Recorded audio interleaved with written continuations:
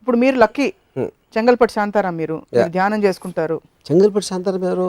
చెంగల్పట్టి శాంతారాం అంటే అసలు శాంతంగా ఎప్పుడు కోపం రాకుండా ప్రతి దొంగకి ఒక కారణం ఉంటుందని మీరు డైలాగ్ చెప్పినట్టు ప్రతి వాడికి మీ దాకా రాలేదు కాబట్టి బహుశా.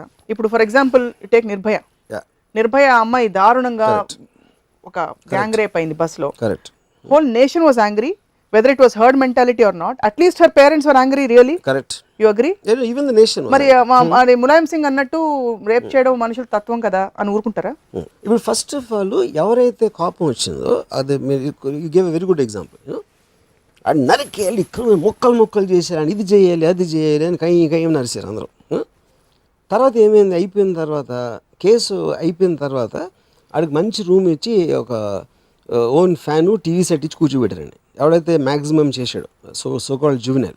కోపం కూడా ఇందాక చెప్పినట్టు హై, అది ఆ హై వచ్చి వెళ్ళిపోయింది. దాని తర్వాత ఎన్నో రేపులు జరిగినాయి. ఇన్ఫ్యాక్ట్ అది జరుగుతున్న ఆల్రెడీ ఆ ధర్నాలు మీరందరూ చేస్తారు కదా, అన్నీ నుంచోబెట్టి ఆడవాళ్ళ దౌర్జన్యం తగ్గించాలి అన్నీ అరుస్తున్న టైంలోనే బాంబేలో ఒక అమ్మాయిని 10 సార్లు కత్తితో పొడి చంపేశాడు ఒకడు.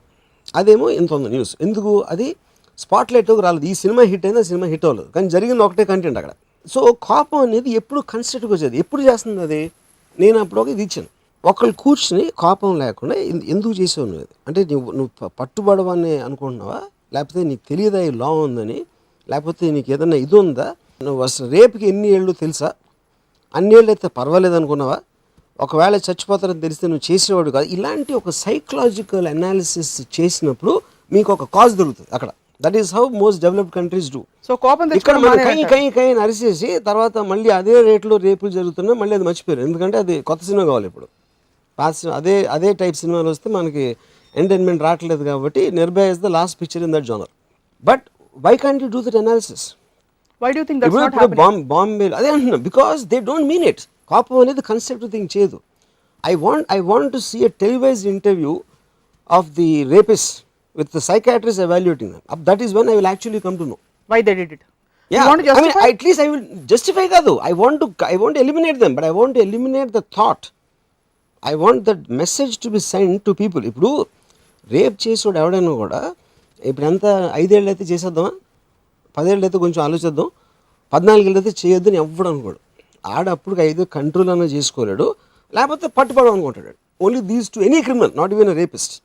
అప్పుడు ఇంక్రీజ్ చేసేయాలి, జైల్లో పెట్టాలి, లైఫ్ సెంటెన్స్ చేయాలని అరిస్తే వాట్ విల్ హ్యాపెన్? అరుపులు అనేది కోపం నుంచి వస్తుంది. ఇప్పుడు నాకు తెలిసిన ఒక అమ్మాయి కసాబ్ అనేవాడు 100 కోట్లు ఖర్చు అవుతుంది ఆయన్ని జైల్లో పెట్టి ఉంచడానికి. వాట్ ఈస్ ఫుల్ ఎమోషనల్ అయిపోయి అరిసేస్తా. What are the thinking? ఆడిని ఇంటి షూట్ చేసి పడేయాలి రోడ్డు మీద అది ఇది అని. అంటే నన్ను 2 థింగ్స్ ఇక్కడ అంతసేపు ఎందుకు అని బతికుంచుతున్నారు. ఫస్ట్ ఆఫ్ ఆల్ నీకు తెలుసా కసాబ్ ఎవడో? నువ్వు పేపర్లో చదివావు కసాబా అని వాడు చేశాడని.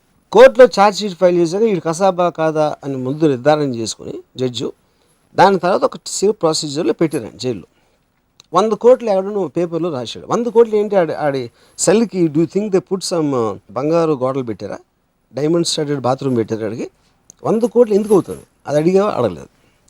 రైట్ టు ఇన్ఫర్మేషన్ యాక్ట్లో you can get any information, కానీ నీకు అంత ఓపిక లేదు. ఎందుకంటే నువ్వు షారూఖ్ ఖాన్ సినిమా చూస్తావు, ఇది తిట్టేసి ఇక్కడ వెళ్ళి. దాని తర్వాత వాడు చేసే గార్డులు కొత్త పోస్టులు ఏమైనా క్రియేట్ చేశారా? ఎడిషనల్ సెక్యూరిటీ కోసం 10 మంది వచ్చి బాంబేని గడగడలాడించినోడు కాబట్టి ఎడిషనల్ పెడతారు. అక్కడ వచ్చే జీతం ఇక్కడ వస్తుంది, ఏమీ మారదు. కానీ people don't want logic, they don't rationally. కోపంతో అరిచేస్తే ఒక అయిపోయిందని వాళ్ళకి ఒక తెలిపి వస్తుంది అంతే. So that is the reason I think it's a stupid emotion. మనుషులకి కోపం రావడం, ఎమోషన్స్ ఉండడం, నాట్ నోయింగ్ దేర్, అది మనిషి ఎవల్యూషన్ లో that's also part of his thing అని వదిలేచ్చు కదా. మీరు ఎందుకు రియాక్ట్ అవుతున్నారు? I'm reacting to everything like that. What is happening around in the society, that is what this whole topic is about. Yeah, but why are you reacting to people getting angry? I'm not getting emotional, I'm studying them like species. అదొక జాతి, కోపం వచ్చే వాళ్ళకి జాతి అంటది. I would like to study this. నీకు ఎందుకు అంటుంది బుస్ అని? ఆ బుస్ ఎక్కడి నుంచి వస్తుంది, దాని గ్లాండ్స్ ఎలా ఉంటాయి, పాయిజన్ ఎలా పనిచేస్తుంది తెలుసుకోవడం నాకు ఆసక్తి. That's a part of my knowledge gathering. So కోపం వచ్చిన అందరూ నాకు ఒక జాతి జంతువుల్లో అనిపిస్తారు నాకు. So they are part of the National Geographic channel నాకు. సో సమాజం అంతా స్పీషీస్ లాగా మీరు చదువుతూ కూర్చుంటారు. ప్రపంచం మీది, మీరు కట్ ఆఫ్ అయిపోయి ఒక పెడెస్టల్ మీద. నేను ఎక్కడ కట్ ఆఫ్ అవ్వలేదు. I love to be a part of that because నాకు ఒక అరణ్యంలో విహరిస్తా జీప్లో రకరకాల జంతువుల్ని చూస్తా వెళ్తున్నట్టు నా ఫీలింగ్. ఒక జంతువు ఎప్పుడు ఒక జంతువు 100%. ఇప్పుడు నేను పాముకి చెప్పాను అనుకోండి, లేదమ్మా నీ ఆహారం కాదు, నువ్వు నాకు కలవాల్సిన అవసరం లేదు, ఎందుకంటే నువ్వన్నీ యాక్చువల్గా నిన్ను ఎలకలు అట్లా తినడానికి పుట్టించాడు దేవుడు, నా నుంచి నీకు ఏమి రాదు అని చెప్పేది టపక్కని కరుస్తుంది, ఎందుకంటే అది పాము కనుక. ఎందుకంటే అది నా లాజిక్ ఏంటే పాము అవుతుంది, which is same case with people. ఎందుకంటే నేను లాజిక్ అంతా చెప్తే, ఇందాక నేను చెప్పిన కోపం వాళ్ళందరికీ వాళ్ళు వైలెన్స్ దిగుతారు. ఎందుకంటే కోపం లేకపోతే వాళ్ళకి ఐడెంటిటీ లేదు. పొద్దున్న లేస్తే కోపమో భయమో లేకపోతే ఏదో ఒక ఎమోషన్ ఫీల్ అయిపోతే వాళ్ళు బతకలేరు. మధ్యలో ఇప్పుడు నేను మెషిన్ నాకన్నా ఎమోషన్ డిఫరెన్స్ ఏంటంటే, ఎమోషన్ని మనం కంట్రోల్ చేయడానికి ఇందాకేంటి నేను ఆ బీజేపీ కేసులో నేను కంట్రోల్ చేస్తాను ఎమోషన్, కానీ మీరు వాడి ఎమోషన్ చెప్తున్నా ఆ కంట్రోల్ చేసిన ఎమోషన్ నుంచి నేను విపరీతమైన ఆనందం పొందా, అది యాక్చువల్ ఎమోషన్.